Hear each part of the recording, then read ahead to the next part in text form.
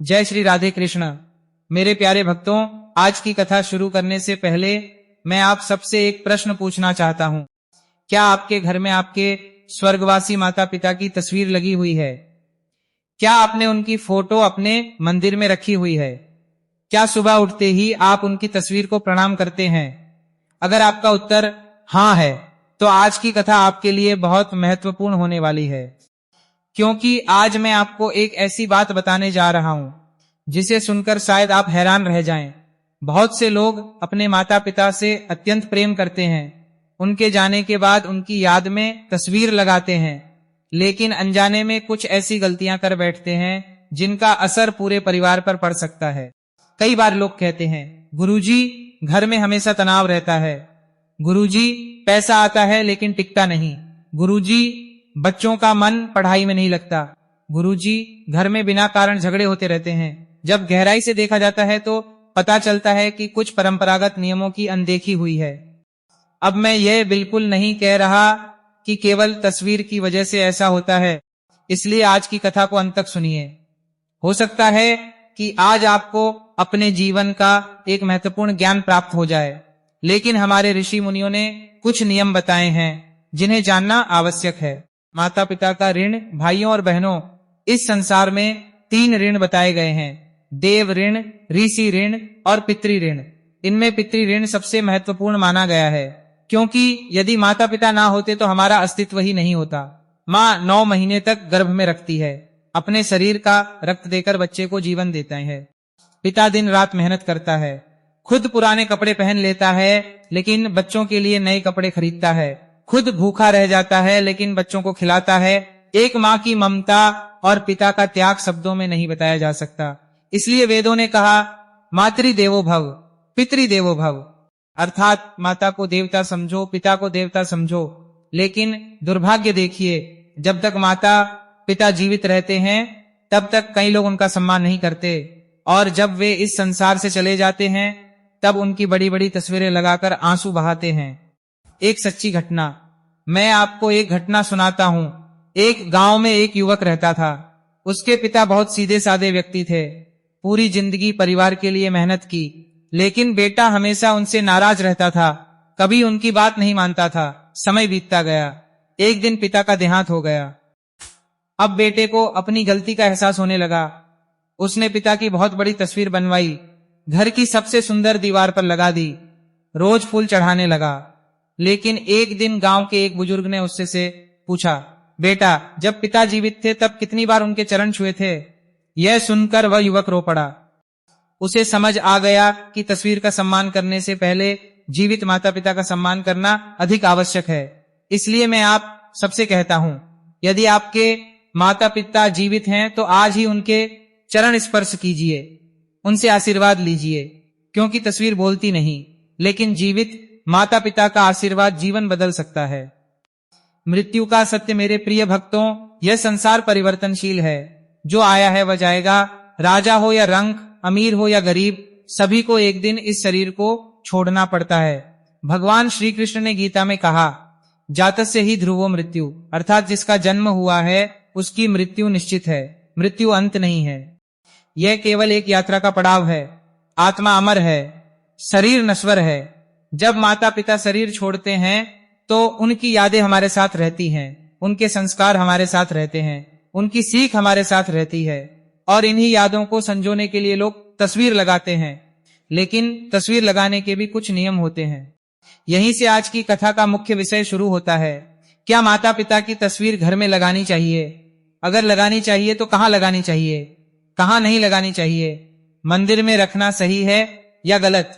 इन सभी प्रश्नों का उत्तर मैं अगले भाग में बताऊंगा। बोलिए प्रेम से राधे राधे। क्या स्वर्गवासी माता पिता की तस्वीर घर में लगानी चाहिए या नहीं? इस प्रश्न को लेकर समाज में अनेक मत हैं। कोई कहता है लगानी चाहिए, कोई कहता है नहीं लगानी चाहिए, कोई कहता है कि इससे शुभ होता है, तो कोई कहता है कि इससे अशुभ होता है। लेकिन सनातन परंपरा हमें क्या सिखाती है, आइए विस्तार से समझते हैं। तस्वीर लगाने का उद्देश्य क्या है?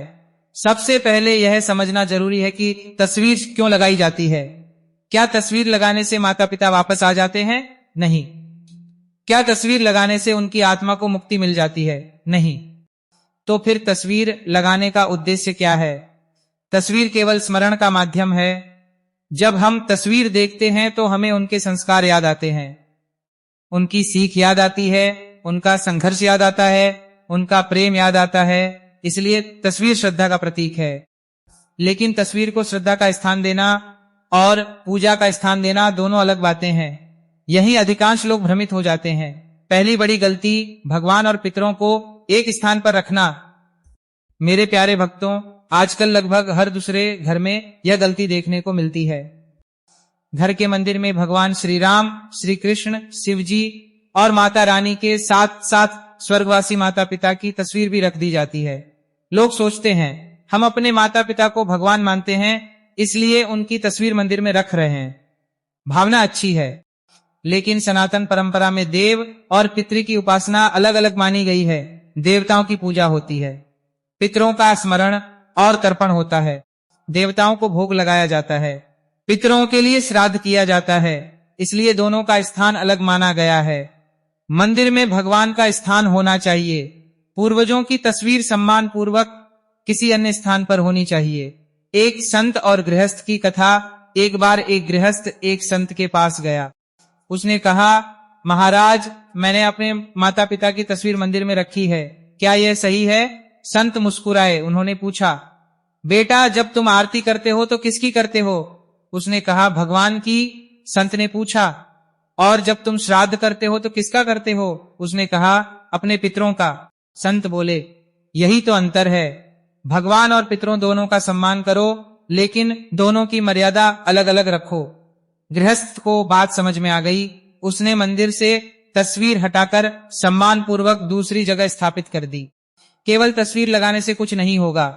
आजकल लोगों की एक आदत हो गई है, माता पिता की तस्वीर लगा दी, उस पर फूल चढ़ा दिए और समझ लिया कि हमारा कर्तव्य पूरा हो गया। लेकिन क्या सचमुच कर्तव्य पूरा हो गया? नहीं। यदि माता पिता ने जीवन भर ईमानदारी सिखाई और हम बेईमानी कर रहे हैं, तो तस्वीर लगाने का क्या लाभ?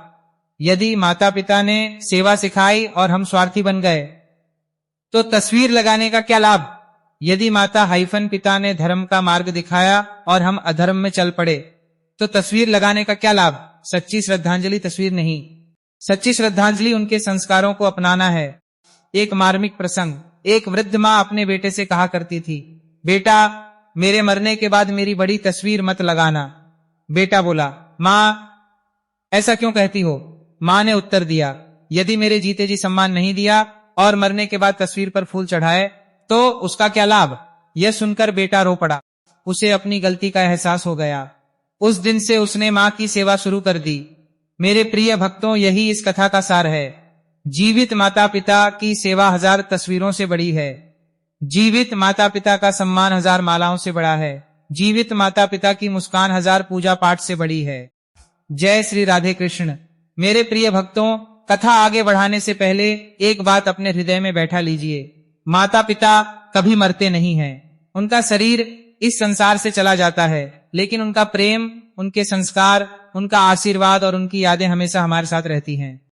जब भी जीवन में कोई बड़ी सफलता मिलती है, सबसे पहले माता पिता की याद आती है, और जब कोई बड़ी परेशानी आती है तब भी मन यही कहता है, काश आज माँ होती, काश आज पिताजी होते।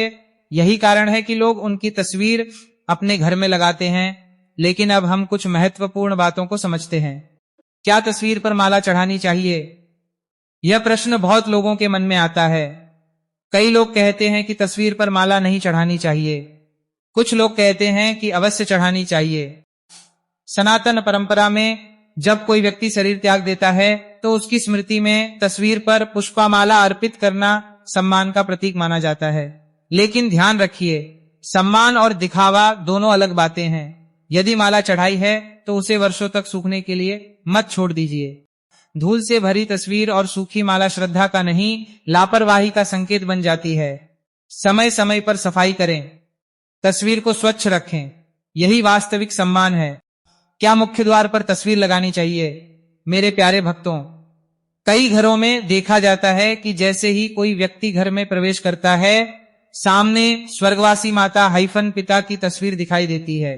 कुछ लोग इसे अच्छा मानते हैं, लेकिन परंपरा में इसे विशेष रूप से उचित नहीं माना गया। क्यों? क्योंकि मुख्य द्वार से निरंतर लोगों का आना जाना लगा रहता है। हर व्यक्ति का भाव, विचार और ऊर्जा अलग होती है। इसलिए पूर्वजों की तस्वीर किसी शांत और सम्मानजनक स्थान पर लगाना अधिक उचित माना जाता है। क्या तस्वीर देखकर बार बार रोना चाहिए? अब मैं एक ऐसी बात बताने जा रहा हूं जो लाखों लोगों के जीवन से जुड़ी हुई है। जब माता पिता का देहांत होता है तो दुख होना स्वाभाविक है, रोना भी स्वाभाविक है, लेकिन कुछ लोग वर्षों तक उस दुख से बाहर नहीं निकल पाते। रोज तस्वीर देखते हैं और रोते हैं, रोज पुरानी बातें याद करके दुखी होते हैं। मेरे प्रिय भक्तों, प्रेम अलग बात है, मोह अलग बात है। गीता में भगवान श्री कृष्ण ने अर्जुन से कहा था कि आत्मा न जन्म लेती है न मरती है, आत्मा केवल शरीर बदलती है। इसलिए यदि हम वर्षों तक केवल शोक में डूबे रहें तो यह हमारे लिए भी कष्टदायक है और परिवार के लिए भी। पूर्वज चाहते हैं कि उनके बच्चे सुखी रहें, आगे बढ़ें, धर्म के मार्ग पर चले, इसलिए स्मरण कीजिए, लेकिन निरंतर शोक में मत डूबिए। माता पिता को सबसे बड़ी श्रद्धांजलि क्या है? एक बार एक युवक एक संत के पास गया। उसने पूछा, महाराज, मैं अपने पिता को सबसे बड़ी श्रद्धांजलि कैसे दूं? संत ने उत्तर दिया, क्या तुम्हारे पिता ईमानदार थे? युवक बोला, हाँ। संत बोले, तो तुम भी ईमानदार बन जाओ। क्या तुम्हारे पिता गरीबों की सहायता करते थे? युवक बोला, हाँ। संत बोले, तो तुम भी सेवा करो। क्या तुम्हारे पिता धर्म के मार्ग पर चलते थे? युवक बोला, हाँ। संत बोले, तो तुम भी धर्म पर चलो। फिर संत ने कहा, यही सबसे बड़ी श्रद्धांजलि है।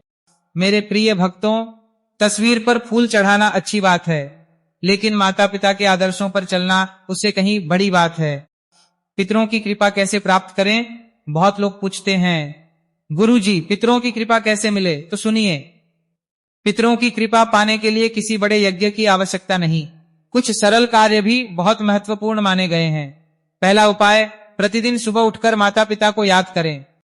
यदि जीवित हैं तो चरण स्पर्श करें, यदि नहीं है तो श्रद्धा से प्रणाम करें। दूसरा उपाय, गरीब और जरूरतमंद लोगों की सहायता करें, क्योंकि सेवा का पुण्य पितरों तक भी पहुंचता है। तीसरा उपाय, गाय, कुत्ते और पक्षियों को भोजन दे, सनातन धर्म में इसे पुण्यदायक माना गया है। चौथा उपाय, श्राद्ध पक्ष में अपने पूर्वजों का स्मरण करें, उनके नाम से दान करें। पांचवा उपाय, घर के बुजुर्गों का सम्मान करें, जो अपने बुजुर्गों का सम्मान करता है उस पर पितरों की कृपा बनी रहती है। एक भावुक कथा, एक नगर में मोहन नाम का व्यक्ति रहता था। उसकी माँ का देहांत हो चुका था। माँ उसे बहुत प्रेम करती थी। माँ के जाने के बाद मोहन ने उनकी एक बड़ी तस्वीर बनवाई, रोज फूल चढ़ाता, रोज दीपक जलाता। लेकिन एक बात थी, मोहन अपने बूढ़े चाचा का बिल्कुल सम्मान नहीं करता था, उनसे कठोर व्यवहार करता था। एक दिन उसने स्वप्न में अपनी माँ को देखा। माँ ने कहा, बेटा, मेरी तस्वीर पर फूल चढ़ाने से मैं प्रसन्न नहीं हूँ। मोहन चौंक गया। उसने पूछा, माँ क्यों? माँ बोली, जिस घर के बुजुर्ग का तुम सम्मान नहीं करते, उस घर में मेरी तस्वीर पर चढ़ाए गए फूलों का क्या मूल्य है? मोहन की आंख खुल गई। उस दिन से उसने अपने चाचा की सेवा शुरू कर दी। कुछ ही महीनों में उसके जीवन में अद्भुत परिवर्तन आने लगा। घर में शांति बढ़ी, मन में संतोष बढ़ा और उसे समझ में आ गया कि केवल तस्वीर नहीं, संस्कार महत्वपूर्ण है। मेरे प्रिय भक्तों, याद रखिए, माता पिता की तस्वीर श्रद्धा का प्रतीक है, लेकिन माता पिता के संस्कार जीवन का प्रकाश हैं। तस्वीर दीवार पर लगती है, संस्कार हृदय में बसते हैं, और जो व्यक्ति अपने हृदय में माता पिता को बसाता है उसे जीवन में कभी अंधकार नहीं मिलता। क्या तस्वीर रखने से पितृदोष दूर हो जाता है? बहुत लोग सोचते हैं कि घर में माता पिता या पूर्वजों की तस्वीर लगा देने से पितृदोष समाप्त हो जाएगा, लेकिन सत्य ऐसे कि केवल तस्वीर लगाने से पितृदोष दूर नहीं होता। तस्वीर श्रद्धा का प्रतीक है। पितृदोष का संबंध हमारे कर्मों, कर्तव्यों और पूर्वजों के प्रति हमारी जिम्मेदारियों से जुड़ा हुआ माना जाता है। यदि कोई व्यक्ति अपने माता पिता की सेवा नहीं करता, उनके संस्कारों का सम्मान नहीं करता और केवल तस्वीर लगाकर सोचता है कि सब ठीक हो जाएगा, तो यह गलत सोच है। पितरों को वास्तव में क्या चाहिए? मेरे प्यारे भक्तों, जरा सोचिए, जिस माँ ने आपको बचपन में अपने हाथों से खिलाया, जिस पिता ने आपकी पढ़ाई के लिए दिन रात मेहनत की, क्या उनके जाने के बाद उन्हें केवल दीवार पर टंगी तस्वीर चाहिए नहीं, उन्हें चाहिए कि उनके बच्चे अच्छे इंसान बने, धर्म के मार्ग पर चले, सत्य बोले, दूसरों का भला करें। यही उनकी वास्तविक खुशी है। एक मार्मिक घटना। एक गांव में हरिनारायण नाम का व्यक्ति रहता था। उसके पिता का देहांत हो चुका था। उसने अपने पिता की बहुत बड़ी तस्वीर बनवाई। रोज फूल चढ़ाता था, रोज अगरबत्ती जलाता था, लेकिन उसके व्यवहार में अहंकार भरा हुआ था। वह गरीबों को अपमानित करता था, बुजुर्गों का मजाक उड़ाता था, अपने छोटे भाई से झगड़ा करता था। एक दिन गांव में एक संत आए। उन्होंने हरिनारायण से पूछा, तुम अपने पिता से प्रेम करते हो? उसने कहा, बहुत करता हूं महाराज। संत बोले, तो फिर उनके संस्कारों का पालन क्यों नहीं करते? यह सुनते ही हरिनारायण की आंखें झुक गईं, क्योंकि उसके पिता बहुत दयालु और विनम्र व्यक्ति थे। उस दिन उसे समझ में आया कि केवल तस्वीर से नहीं, बल्कि चरित्र से माता पिता का सम्मान होता है। पितृ ऋण क्या है? सनातन धर्म में कहा गया है कि हर मनुष्य पर पितृ ऋण होता है। इसका अर्थ यह नहीं कि हमें कोई धन वापस करना है। इसका अर्थ है कि जिन माता पिता और पूर्वजों ने हमें जीवन दिया, उनके प्रति हमारा कर्तव्य है उनके संस्कारों को आगे बढ़ाना, परिवार की मर्यादा बनाए रखना, अपने बच्चों को अच्छे संस्कार देना। यही पितृ ऋण चुकाने का सबसे बड़ा तरीका माना गया है। सबसे बड़ा पितृ तर्पण क्या है? लोग पूछते हैं, गुरुजी सबसे बड़ा तर्पण क्या है? मैं कहता हूं, सबसे बड़ा तर्पण है अपने माता पिता के अधूरे सपनों को पूरा करना। यदि पिता चाहते थे कि बेटा ईमानदार बने, तो ईमानदार बनो। यदि माँ चाहती थी कि परिवार एकजुट रहे, तो परिवार को जोड़कर रखो। यदि माता पिता चाहते थे कि तुम धर्म के मार्ग पर चलो, तो धर्म का पालन करो। यही सबसे बड़ा तर्पण है। एक पुत्र की कहानी जिसने सबको रुला दिया। मेरे प्रिय भक्तों, एक नगर में एक युवक रहता था। वह अपने पिता से बहुत प्रेम करता था, लेकिन युवा अवस्था में उसे गलत संगति मिल गई। वह पिता की बात नहीं मानता था। कई बार पिता समझाते, बेटा गलत रास्ते पर मत चल, लेकिन वह नहीं सुनता। समय बीतता गया। एक दिन अचानक पिता का देहांत हो गया। अब बेटे के पास पछतावे के अलावा कुछ नहीं बचा। वह रोज पिता की तस्वीर के सामने बैठकर रोता था, घंटों रोता था। एक दिन एक वृद्ध संत ने उससे कहा, बेटा तुम्हारे आंसू तुम्हारे पिता को वापस नहीं ला सकते। युवक बोला, फिर मैं क्या करूं? संत बोले, तुम्हारे पिता जिस जीवन की अपेक्षा तुमसे करते थे, वह जीवन जीकर दिखाओ। उस दिन के बाद युवक बदल गया। उसने बुरी आदतें छोड़ दी, गरीबों की मदद करनी शुरू की, धर्म के मार्ग पर चलने लगा। कुछ वर्षों बाद पूरा नगर उसका सम्मान करने लगा और लोग कहते, देखो यह अपने पिता का सच्चा पुत्र है। तस्वीर से ज्यादा जरूरी क्या है? यदि आज मैं आपसे पूछूं, दीवार पर लगी तस्वीर बड़ी है या माता पिता के आदर्श, तो उत्तर क्या होगा? निश्चित रूप से आदर्श, क्योंकि तस्वीर केवल चेहरा दिखाती है, लेकिन आदर्श जीवन का मार्ग दिखाते हैं। तस्वीर हमें अतीत की याद दिलाती है, लेकिन संस्कार भविष्य बनाते हैं। एक गहरी सीख। मेरे प्यारे भक्तों, कई लोग अपने माता पिता की तस्वीर पर रोज फूल चढ़ाते हैं, लेकिन घर के बुजुर्ग दादा दादी का सम्मान नहीं करते। यह कैसी श्रद्धा है? यदि घर में कोई वृद्ध व्यक्ति है, तो उसकी सेवा कीजिए, उसका सम्मान कीजिए, क्योंकि आज जो वृद्ध हैं, कल वही स्थिति हमारी भी होगी। यदि आपने शुरुआत से अब तक कथा सुनी है, तो आपने समझ लिया होगा कि माता पिता की तस्वीर केवल एक फोटो नहीं होती, वह हमारे जीवन का इतिहास होती है, हमारे संस्कारों का आईना होती है और हमारे हृदय में बसे प्रेम का प्रतीक होती है। लेकिन अब मैं आपको एक ऐसी कथा सुनाने जा रहा हूं जो शायद आपके हृदय को छू जाएगी। अंतिम कथा, माँ की आखिरी सीख। एक गांव में सुरेश नाम का युवक रहता था। उसकी माँ उसे बहुत प्रेम करती थी। बचपन से लेकर युवावस्था तक माँ ने हर कदम पर उसका साथ दिया। जब वह बीमार पड़ता, माँ रात भर जागती। जब वह दुखी होता, माँ उसे गले लगाकर समझाती। लेकिन समय के साथ सुरेश बड़ा हो गया, काम धंधे में व्यस्त हो गया। अब उसके पास माँ के लिए समय कम हो गया। माँ कई बार कहती, बेटा थोड़ी देर मेरे पास बैठ जाया कर, लेकिन वह कह देता, माँ अभी बहुत काम है। एक दिन माँ गंभीर रूप से बीमार पड़ गई। अब सुरेश अस्पतालों के चक्कर लगाने लगा, लेकिन समय निकल चुका था। कुछ ही दिनों में माँ इस संसार को छोड़कर चली गई। पछतावे की आग माँ के जाने के बाद सुरेश टूट गया। उसने माँ की बड़ी तस्वीर बनवाई, घर की सबसे सुंदर जगह पर लगा दी। रोज फूल चढ़ाता, रोज दीपक जलाता, रोज तस्वीर के सामने बैठकर रोता। एक दिन रोते रोते वश हो गया। उस रात उसने एक स्वप्न देखा। उसने देखा कि उसकी माँ मुस्कुरा रही है। सुरेश दौड़कर माँ के चरणों में गिर पड़ा, रोते हुए बोला, माँ मुझे माफ कर दो, मैंने तुम्हें समय नहीं दिया, मैं तुम्हारे पास बैठ नहीं पाया। माँ का उत्तर, माँ ने उसके सिर पर हाथ रखा और कहा, बेटा मुझे फूलों की आवश्यकता नहीं है, मुझे बड़ी तस्वीर की आवश्यकता नहीं है। यदि सचमुच मुझे खुश करना चाहता है तो मेरे संस्कारों पर चल, गरीब की मदद कर, किसी भूखे को भोजन करा, घर के बुजुर्गों का सम्मान कर, अपने बच्चों को अच्छे संस्कार दे, यही मेरी सच्ची पूजा होगी। इतना कहकर मां अदृश्य हो गई और सुरेश की आंख खुल गई। जीवन बदलने वाला निर्णय। उस दिन के बाद सुरेश पूरी तरह बदल गया।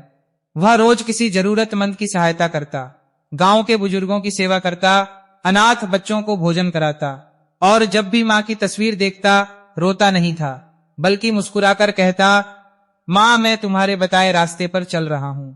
यही सच्ची श्रद्धांजलि है। माता पिता की आत्मा की शांति के लिए क्या करें?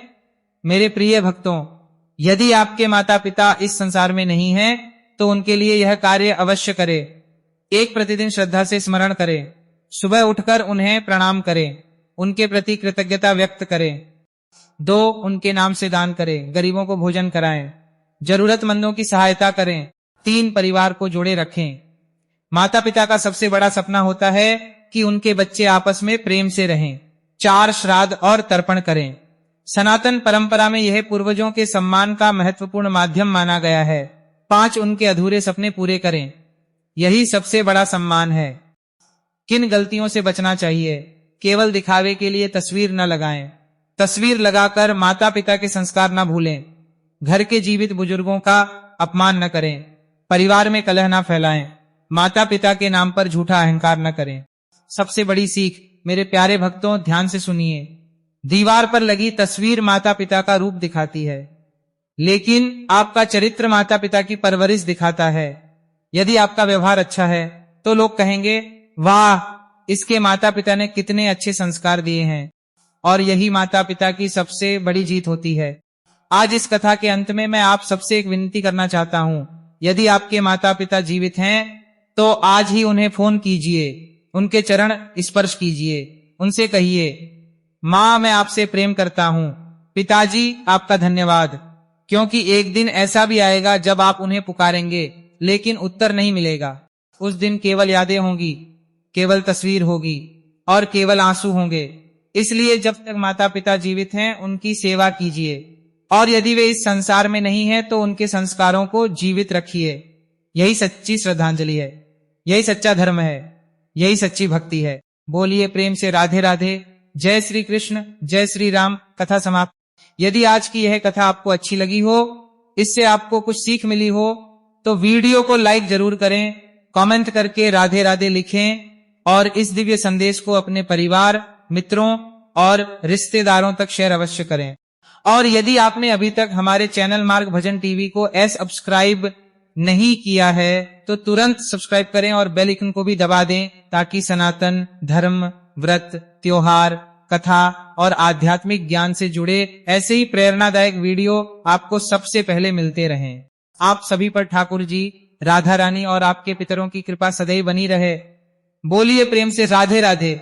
जय श्री कृष्ण।